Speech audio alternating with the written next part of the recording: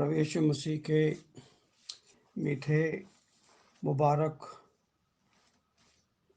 नाम में हम न्यू बॉम्बे के Jesus Christ new testament solvation doctrine के पवित्र भाई बहनों को प्रभु यीशु मसीह के नाम में अभिनंदन करते हैं। और आज मैं एक विषय आपके साथ जो रखूँगा बहुत ही इम्पोर्टेंट है, गंभीर है। और गंभीर इसलिए है क्योंकि वो हमारे जीवन का आधार है। तो मैं आज जो विषय आपके साथ बांटने जा रहा हूँ उसका शीर्षक है प्रार्थना। और इसको हम देखेंगे मत्ती रचित सुसमाचार से, उसके 6 अध्याय से 9 वचन से लेकर 13 वचन तक हम ध्यान करेंगे। यहाँ इस प्रकार से लिखा है, अतः तुम इस रीति से प्रार्थना किया करो, हे हमारे पिता, तू जो स्वर्ग में है, तेरा नाम पवित्र माना जाए, तेरा राज्य आए, तेरी इच्छा जैसी स्वर्ग में पूरी होती है वैसे ही पृथ्वी पर भी हो। हमारी दिन भर की रोटी आज हमें दे, और जिस प्रकार से हम ने अपने अपराधियों को क्षमा किया है वैसे ही तू भी हमारे अपराधों को क्षमा कर। और हमें परीक्षा में ना ला, परंतु बुराई से बचा, क्योंकि राज्य और पराक्रम और महिमा सदा तेरे ही हैं। आमीन। तो मेरे अजीज़ों, हमने देखा कि प्रभु यीशु मसीह ने हमें एक आदर्श दिया प्रार्थना का। और प्रार्थना जो प्रभु यीशु मसीह ने हमें दी है वो बिल्कुल न्यूमेरिक मैनर्स में अगर हम देखेंगे तो वो नंबरों के आधार पर अगर हम देखेंगे तो वो बिल्कुल परफेक्ट है। क्यों परफेक्ट है? क्योंकि अगर इस प्रार्थना को हम 7 अगर खंडों में बांटेंगे तो वो 7 खंडों में आती है। उसको मैं एक एक करके आपके बीच में उस बात को रखूँगा। और प्रभु यीशु मसीह ने प्रार्थना के ऊपर क्यों बल दिया है, क्यों प्रार्थना को प्रभु यीशु मसीह ने अपने ही रीति से उसका व्याख्या यहाँ पर की है। अगर हम इसको आज समझ पाते हैं तो इस 2022 के जाते हुए हमारे लिए ये परमेश्वर की ओर से उपहार होगा कि हमारे आने वाले नए साल के अंदर हमारी ज़िंदगियाँ इसी प्रकार से एक नमूने की ज़िंदगी हो।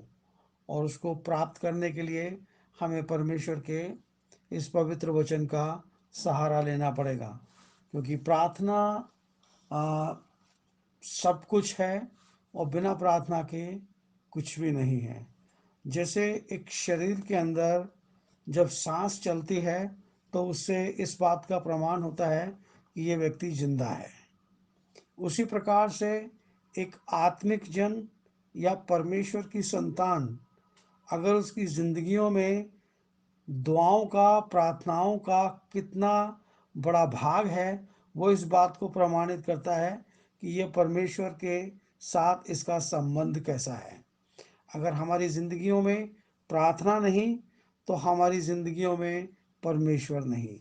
हमारी ज़िंदगियों में अगर प्रार्थना नहीं तो हमारी ज़िंदगी के अंदर परमेश्वर का वो जीवन नहीं जिसकी प्रतिज्ञा उसने हमें की है और हम जिसकी उम्मीद के ऊपर इस ज़िंदगी को अपने व्यतीत करते हैं। तो मेरे अजीज़ साथियों, मेरे प्यारे भाइयों बहनों, न्यू मुंबई के अंदर जितने भी जेसी एंटी साल्वेशन डॉक्ट्रिन के अंदर लोग पाए जाते हैं, उन सब से मैं प्रार्थना करूंगा कि हमारी ज़िंदगियों को प्रार्थना की ज़िंदगी बनाएं। क्योंकि अगर हमारी ज़िंदगियां प्रार्थना की ज़िंदगी होंगी तो हम परमेश्वर के उस उद्देश्य को, उस परिकल्पना को जो हमारे लिए परमेश्वर ने इस पृथ्वी के ऊपर रखी है वो हम प्राप्त करने पाएंगे। मैं कुछ दुनिया की प्रख्यात परमेश्वर के सेवकों के कुछ कोटेशंस आपके साथ शेयर करना चाहता हूँ। और एक पहला कोटेशन है, प्रार्थना सब कुछ नहीं है लेकिन सब कुछ प्रार्थना के द्वारा है। ये रेवरेंड आर्टलून जो परमेश्वर के सेवक रहे हैं, दुनिया में बहुत प्रख्यात हैं, उन्होंने इस बात को बोला है। दूसरा, मार्टिन लूथर ने कहा, प्रार्थना के बिना मसीह होने के लिए श्वास के बिना जीवन होने की अपेक्षा करने से ज़्यादा संभव नहीं है। तो ये मार्टिन लूथर का एक स्टेटमेंट है। और एक और बड़े विख्यात सेवक हैं, उन्होंने कहा है, प्रार्थना जड़ है, झरना है, हजारों आशीषों की माता है। तो अगर हमारी जिंदगियों में हमें आशीषित होना है, परमेश्वर की संतान के रूप में उस महिमा को हासिल करना है जिसकी प्रतिज्ञा परमेश्वर ने हमसे की है, तो उसका केवल एक माध्यम है और वह है प्रार्थना।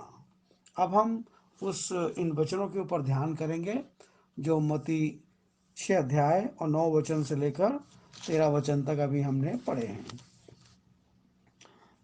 प्रभु यीशु मसीह ने कहा कि प्रार्थना इस प्रकार से किया करो, हे हमारे पिता, तू जो स्वर्ग में है।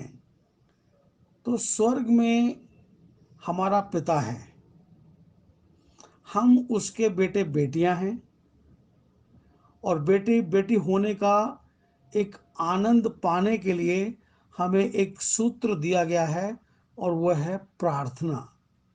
हमें तमाम वो स्वर्गीय आशीषें इस पृथ्वी के ऊपर अगर प्राप्त करनी है तो उसका माध्यम है हम उसके बेटे बेटियां हैं। सबसे पहले हम इस बात को प्रमाणित करेंगे वचन से कि हम उसके बेटे बेटियां कैसे हैं।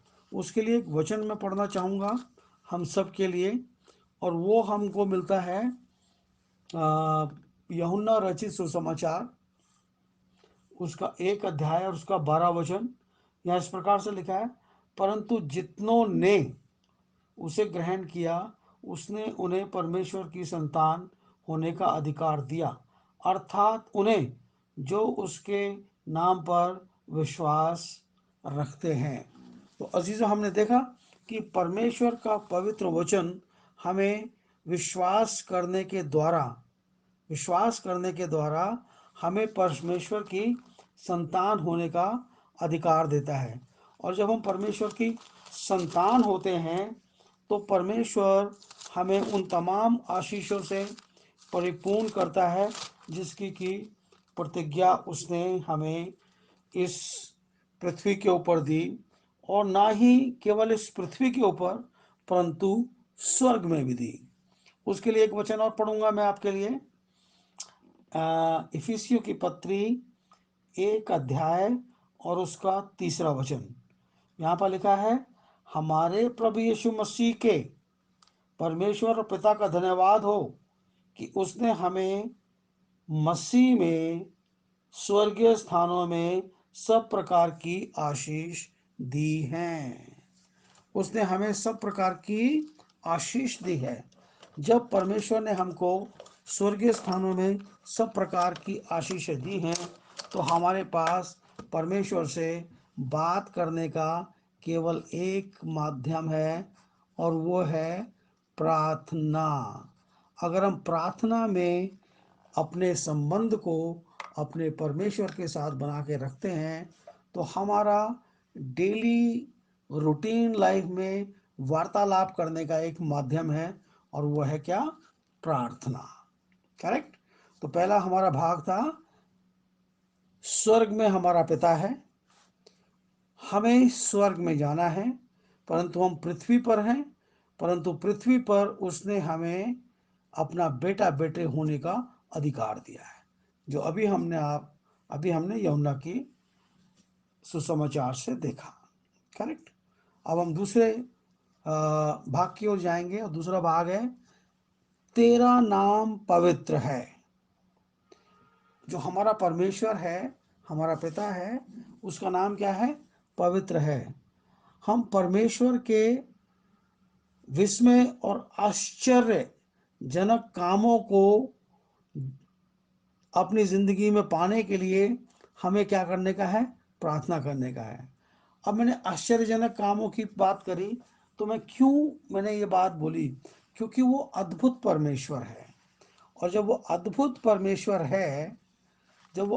परमेश्वर है तो हमें उसको अद्भुत रीति से देखने की, उसको सुनने की, उससे बातचीत करने की, अपने संबंध स्थापित करने की आवश्यकता है। अगर हम ये बात को अपनी ज़िंदगी का एक हिस्सा बनाएं तो हमारी ज़िंदगियों के लिए ये बात बहुत अच्छी होने वाली है। इसके लिए मैं एक वचन आपके साथ कोट करूँगा, 1 सेकंड का टाइम लेंगे और वो हमें मिलेगा।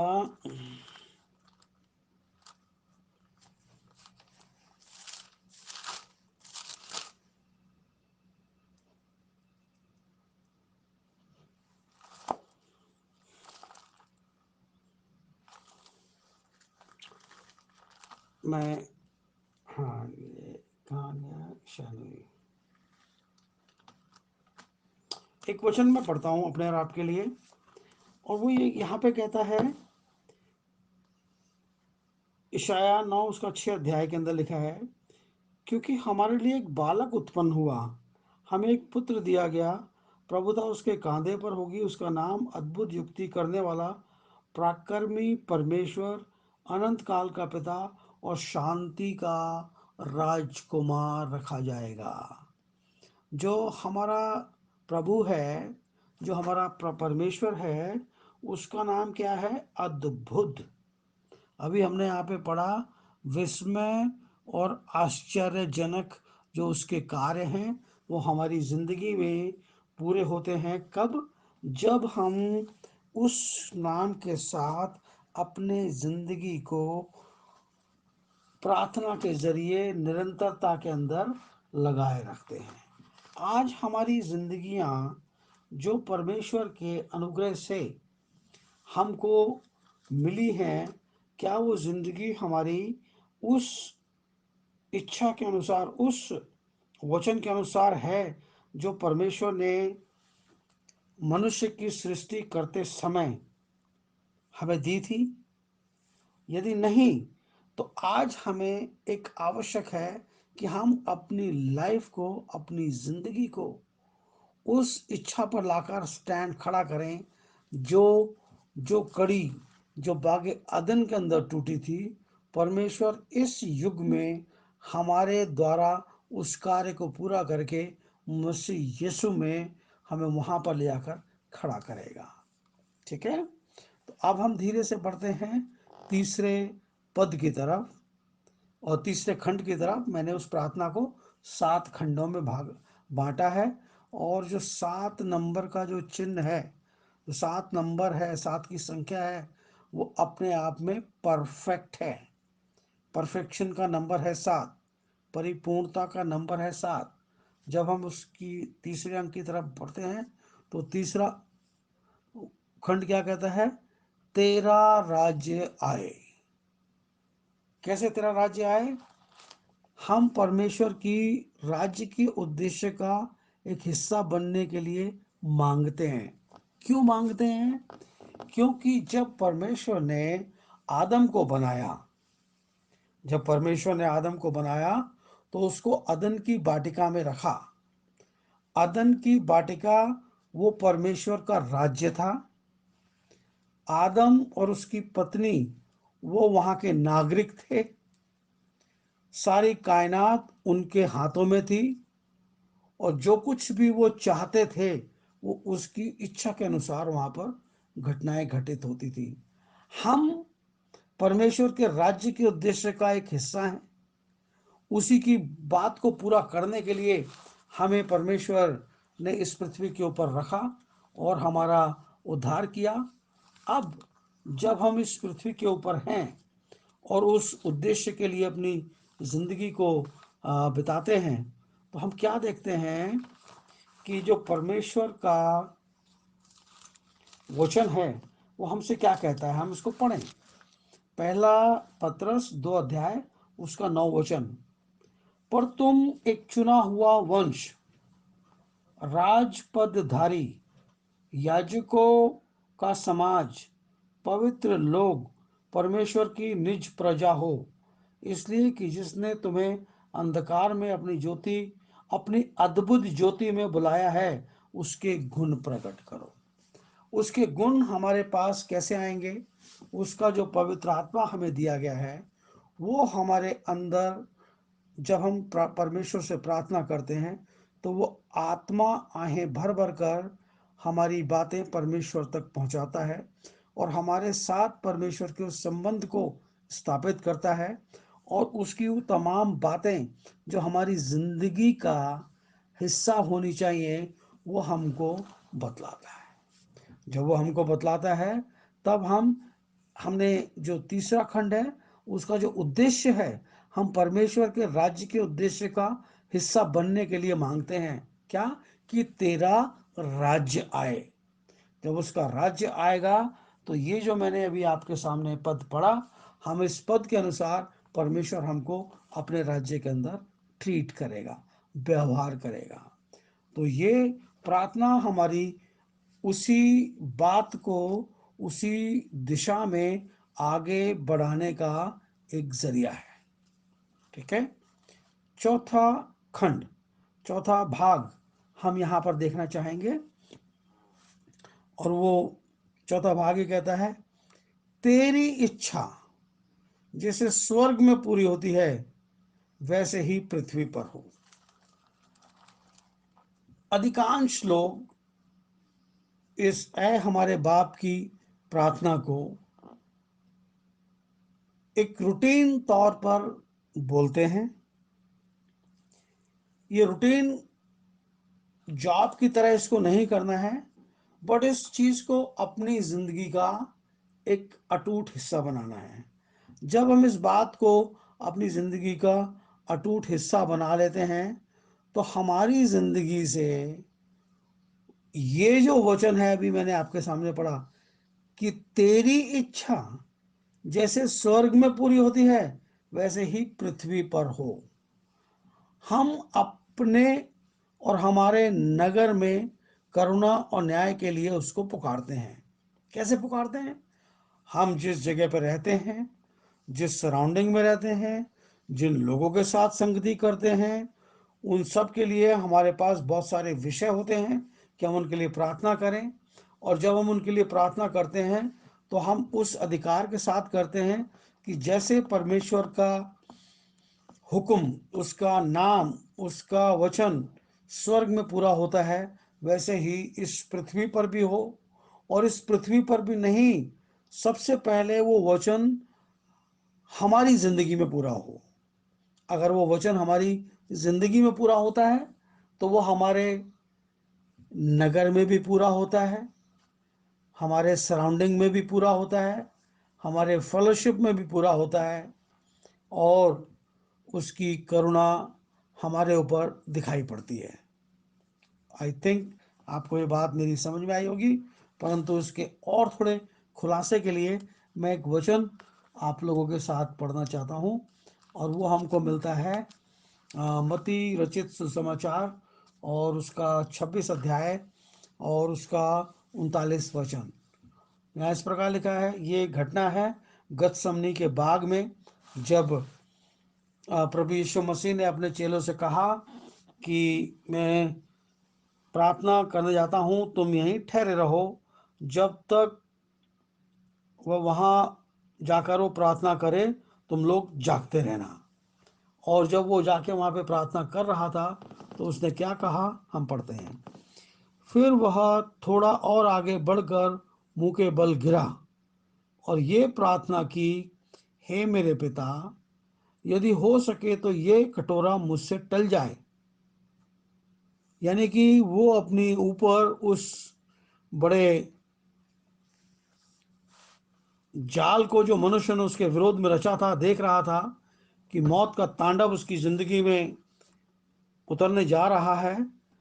परंतु वो क्या कहता है प्रभु यीशु मसीह, तो भी जैसा मैं चाहता हूं वैसा नहीं, परंतु जैसा तू चाहता है, जैसे तेरी इच्छा स्वर्ग में पूरी होती है, वैसा ही इस पृथ्वी पर मेरे साथ हो।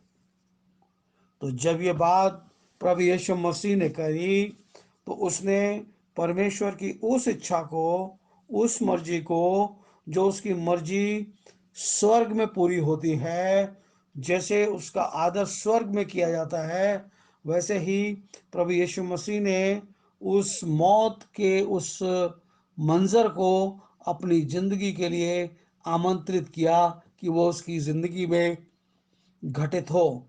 अगर हम 42 वचन पढ़ते हैं इसी का, तो वहां लिखा है, फिर उसने दूसरी बार जाकर ये प्रार्थना की, हे मेरे पिता, यदि ये मेरे पिए बिना नहीं हट सकता तो तेरी इच्छा पूरी हो।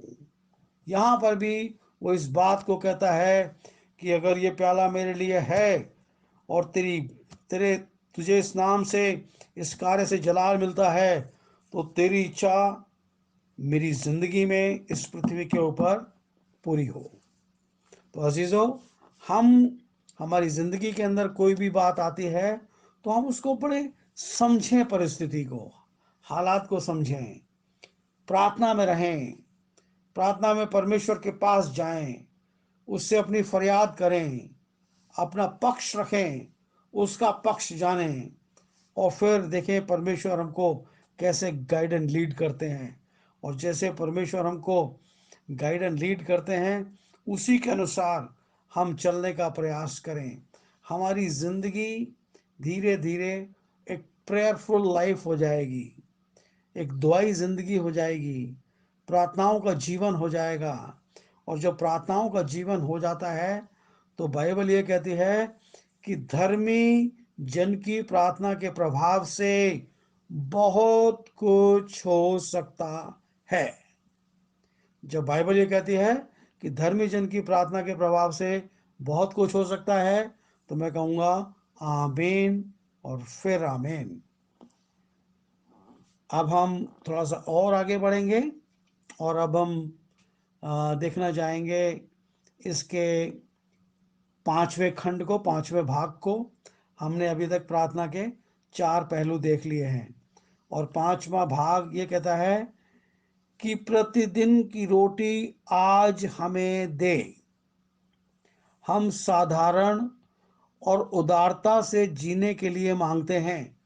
हम चाहते हैं कि हमारी जिंदगी साधारण तरीके से और उदारता के साथ हम जी सकें, परमेश्वर के पवित्र नाम को महिमा देते हुए इस जीवन में हम आगे को बढ़ें। और इस संबंध में मैं एक वचन आपके साथ कोट करना चाहूँगा, और वो हमें मिलेगा नीति वचन से। और नीति वचन का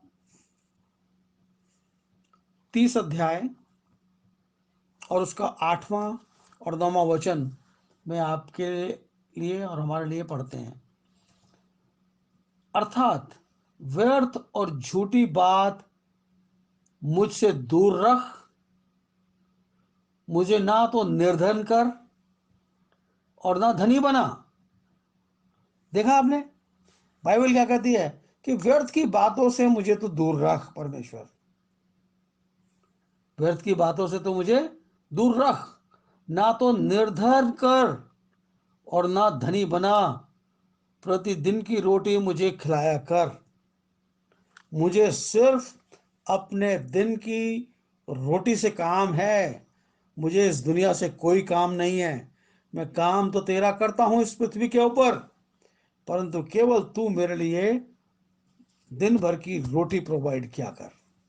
जो एक मनुष्य को इस पृथ्वी पर जीवन जीने के लिए आवश्यक है।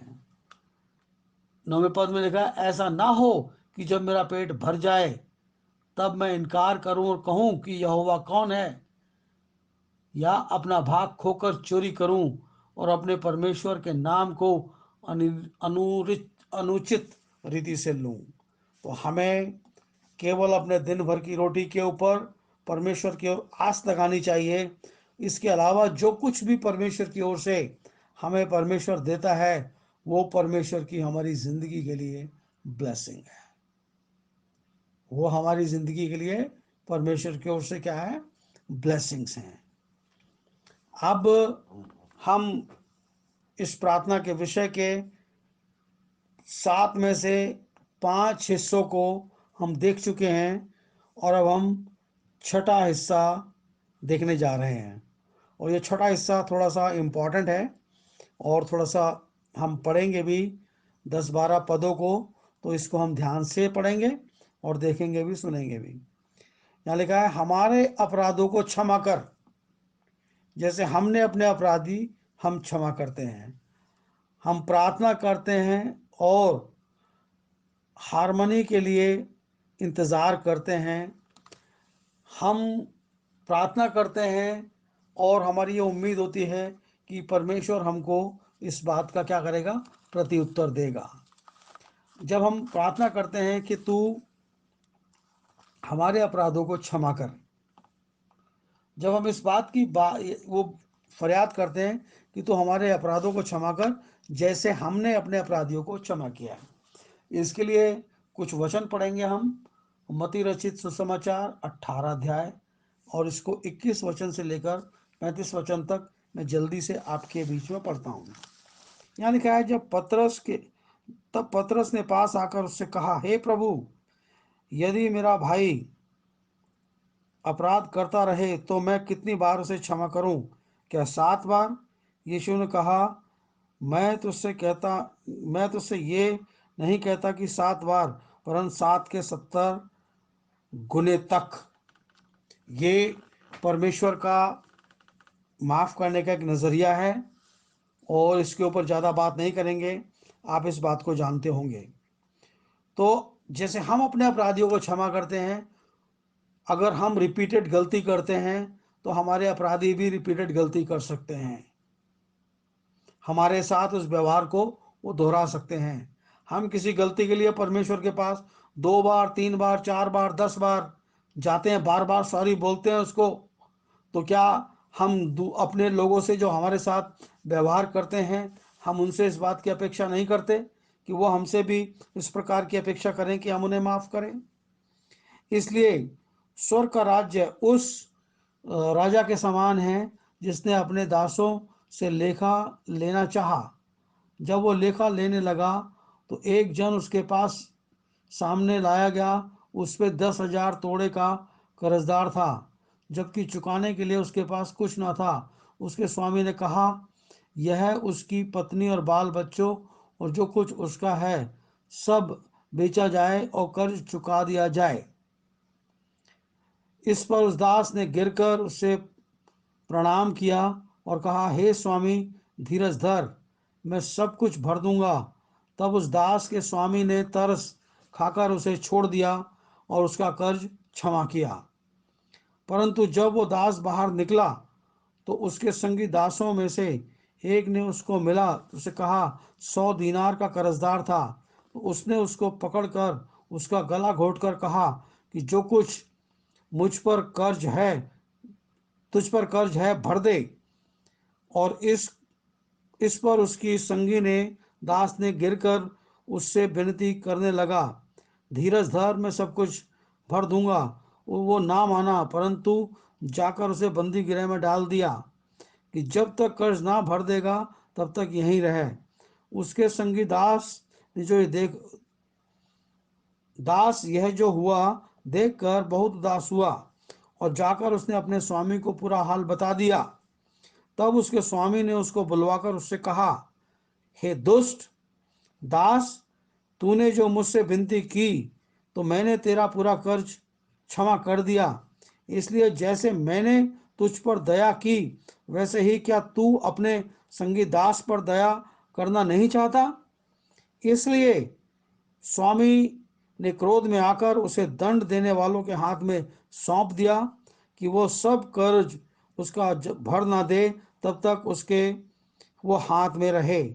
इसलिए यदि तुम में से हर एक अपने भाई को अपने मन में क्षमा ना करे, जो मेरा पिता स्वर्ग में है तुमसे वैसा ही करेगा।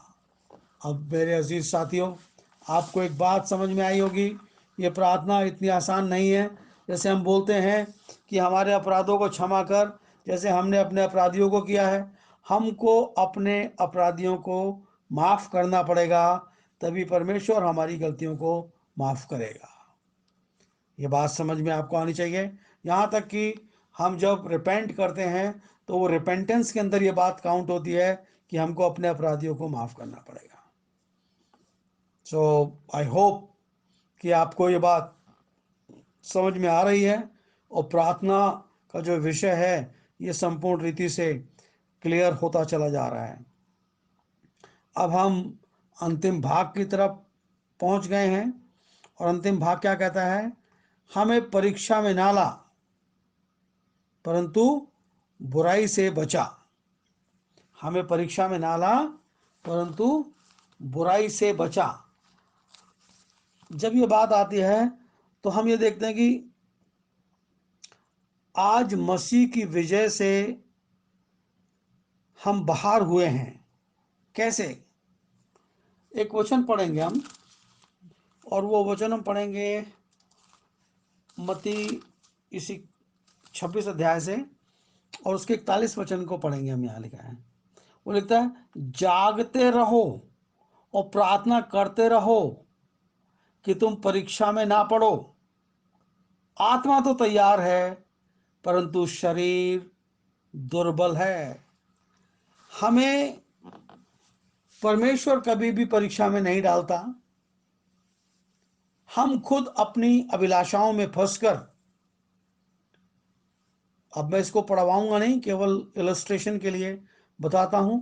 याकूब की पत्री में लिखा है, हम अपनी ही अभिलाषाओं में फंसकर और लालच में पड़कर बुराई की ओर खिंच जाते हैं और वहां से हमारी जिंदगियों में परीक्षाओं का दौर शुरू होता है।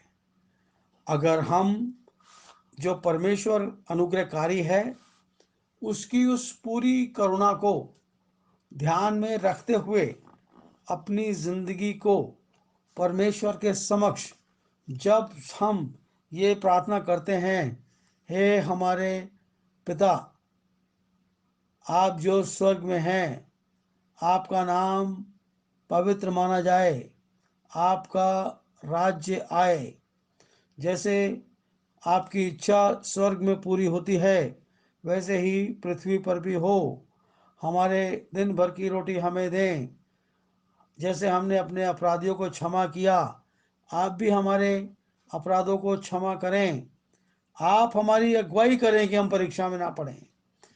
तो परमेश्वर हमारी अगुवाई करते हैं और हमारी अगुवाई करने के लिए उन्होंने अपना पवित्र आत्मा दिया है।